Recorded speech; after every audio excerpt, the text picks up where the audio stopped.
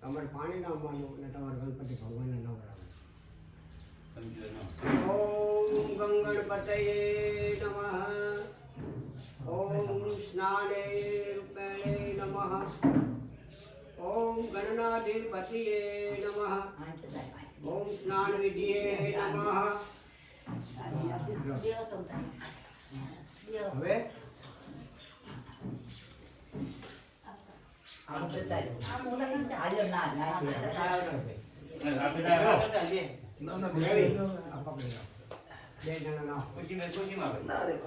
અભિલે સમર્પ્યામિ. ગુલાલે સમર્પ્યામિ. કંકુએ સમર્પ્યામિ. સુખાય સમર્પ્યામિ. ફૂલે સમર્પ્યામિ.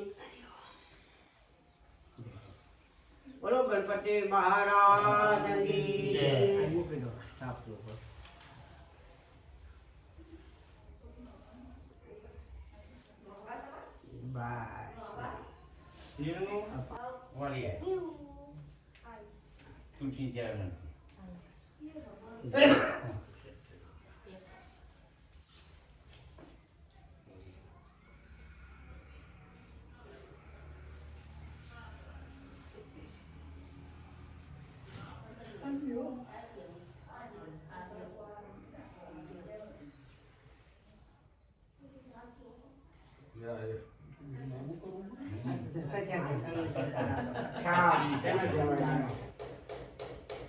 બોલો લોકો આવૃત્તિ આપે આવૃત્તિ બરાબર.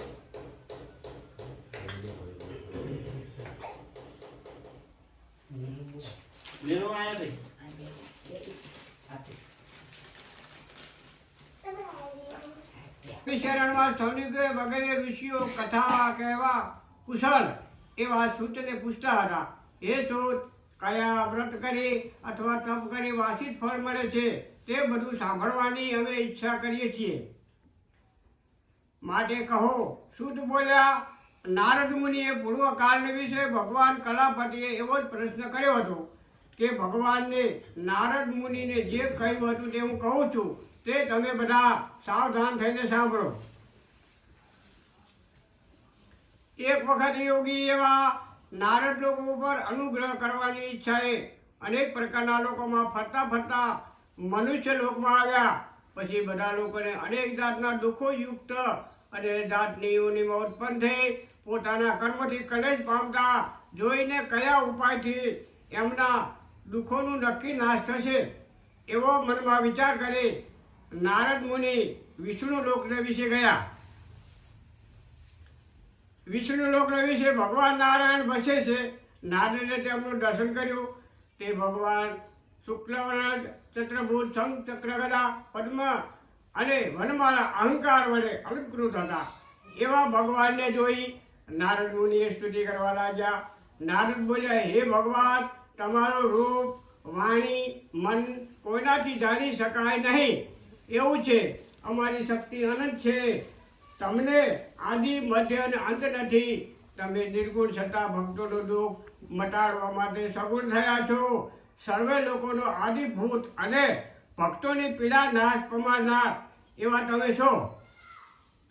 પછી આ સ્ત્રોત સાંભળીને વિષ્ણુ નારદને પ્રત્યે બોલ્યા. ભગવાન પૂછે છે, હે નારદ, તું શા માટે આવ્યો છે અને મને તારા મનમાં શું છે? હે ભાગ્યશાળી, તે મને બધું કહ્યું એવું ભગવાનનું વચન સાંભળી નારદ બોલ્યા. મનુષ્ય લોકમાં સર્વ લોકો નાના પ્રકારના દુઃખ યુક્ત છે. તેઓ જુદી જુદી જાતની યોનિમાં ઉત્પન્ન થયેલા છે. પાપ કર્મના યોગથી તેના ફળ ભોગવે છે. માટે હે નાથ, તેમનું દુઃખ જે અલ્પ ઉપાયે કરી નાશ પામે તે ઉપાય મને કહો, તો તમારી મારા ઉપર કૃપા હોય તો તે બધું હું સાંભળવા ઈચ્છું છું. ભગવાન બોલ્યા, હે વસ્તુએ, તે લોકોના ઉપકારથી અનુગ્રહ કરવાની ઈચ્છાથી સારો પ્રશ્ન કર્યો છે. માટે જે વ્રત કરાથી લોકો સંસારના મોહથી છૂટે તે વ્રત કહું છું અને સાંભળ. મનુષ્ય લોકમાં તથા સર્વલોકમાં પણ દુર્લભ એવું મહાપુણ્યકારક એક વ્રત છે. તે તારા ઉપર સ્નેહ છે, તેથી હું હમણાં તમને સ્પષ્ટ રીતે કહું છું. આ સત્યનારાયણ વ્રત સારી રીતે કરાતી ક્ષણ જીવ આ લોકનું સુખ ભોગવી અંતે પરલોક મુક્તિ પામે છે. એવું ભગવાનનું વચન સાંભળી નારદજી બોલ્યા. નારદ પૂછે કે વ્રતનું ફળ શું છે, કેવી રીતે કરવાનું, અને આ વ્રત કોણે કર્યું હતું, અને એ વ્રત ક્યારે કરવું, તે બધું વિસ્તારથી મને કહો. ભગવાન બોલ્યા, આ વ્રત દુઃખ તથા શોક વગેરે દૂર કરનારું છે, ધન ધાન્યની ઘણી વૃદ્ધિ કરનારું છે. ઓમ વિશ્વયોએ નમઃ સ્વાહા. ઓમ સુશીલે નમઃ સ્વાહા. ઓમ અમૃતાય નમઃ સ્વાહા. ઓમ શાશ્વતેપણે નમઃ સ્વાહા. ઓમ વરાવરાહે નમઃ સ્વાહા. ઓમ મહાપતये નમઃ સ્વાહા. ઓમ સર્વગાય નમઃ સ્વાહા. ઓમ સર્વવિદ્યાનાય નમઃ સ્વાહા. ઓમ વિશ્વકુતાય શલાય નમઃ સ્વાહા. ઓમ જનાર્દનાય નમઃ સ્વાહા. ઓમ વેદાય નમઃ સ્વાહા. ઓમ વેદવિદે નમઃ સ્વાહા. અહીંયા આપણે જો શીરો બનાવવાનું ચાલે, કારીગર લાયા છે સ્પેશિયલ કાંતા ભાભી. જો આ રીતે એ સોજીનો શીરો બનાવવાનો હોય, અને જે બીજું બધું હતું જે ફ્રૂટ એનું કટિંગ કરીને રાખ્યું. જો આ રીતે કેળા છે, જામફળ છે, કાકડી છે, અને આ રીતે છે, અને આ નીચે સફરજન છે. બરાબર, તો આ રીતે કટિંગ કરીને રાખ્યું છે પ્રસાદીમાં. જુઓ, તો આ રીતે ચાલે છે. પિંકી, નીરુન, કાંતા ભાભી છે તેણે. તો પછી અંદર પૂજાને વધુ ચાલુ છે. તો પછી બીજું બધું હમણાં ઘડીક પછી બતાવીએ. ત્યાં સુધી બન્યા રહેજો કન્ટિન્યુ. અને જો બધા અહીંયા આયા છે આ રીતે, અહીંયા બધા બેઠા એ બતાવી દેવી.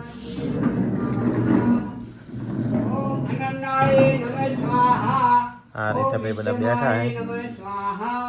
ઓમ જીત્રે નમઃ સ્વાહા. ઓમ વિશ્વયોનિએ નમઃ સ્વાહા. ઓમ સુરાય નમઃ સ્વાહા. ઓમ સોરાય નમઃ સ્વાહા. ઓમ જનેશ્વરાય નમઃ સ્વાહા. ઓમ અનુકૂલાય નમઃ સ્વાહા. ઓમ સત્વર્તાય નમઃ સ્વાહા. ઓમ પદ્મિનીય નમઃ સ્વાહા. ઓમ પદ્મિની રક્ષણાય નમઃ સ્વાહા. ઓમ પદ્મનાભાય નમઃ સ્વાહા. ઓમ અરવિંદાય નમઃ સ્વાહા. ઓમ પદ્મભરાય નમઃ સ્વાહા. ઓમ શરીરભૂતાય નમઃ સ્વાહા. ઓમ મહેન્દ્રિય નમઃ સ્વાહા. ઓમ ઋષિરાય નમઃ સ્વાહા. ઓમ ધર્માત્માય નમઃ સ્વાહા. ભાઈ જુઓ, કથા ને એવું થઈ ગયું, બધાને પ્રસાદી ને એવું બધું આપી દીધું છે.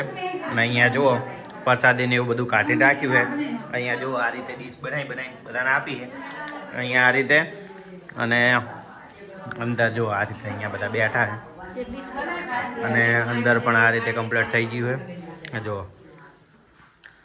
આવી રીતે અહીંયા. અને જુઓ આ રીતે ભાઈ છે બધું કમ્પ્લીટ. જો અહીંયા આ રીતે તો ભાઈ જુઓ આપણે કથા ને એવું બધું કમ્પ્લીટ થઈ ગયું છે.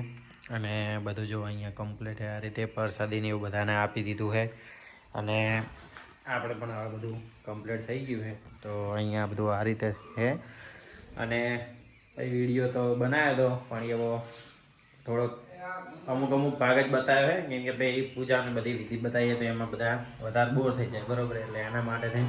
તો પછી કેવો લાગ્યો વિડીયો જરૂરથી કોમેન્ટ કરજો. અને કથા પણ કેવી લાગી એમાં પણ કોમેન્ટ કરજો. તો મળશું નવા વ્લોગમાં. ત્યાં સુધી આવજો. Bye bye, Tata.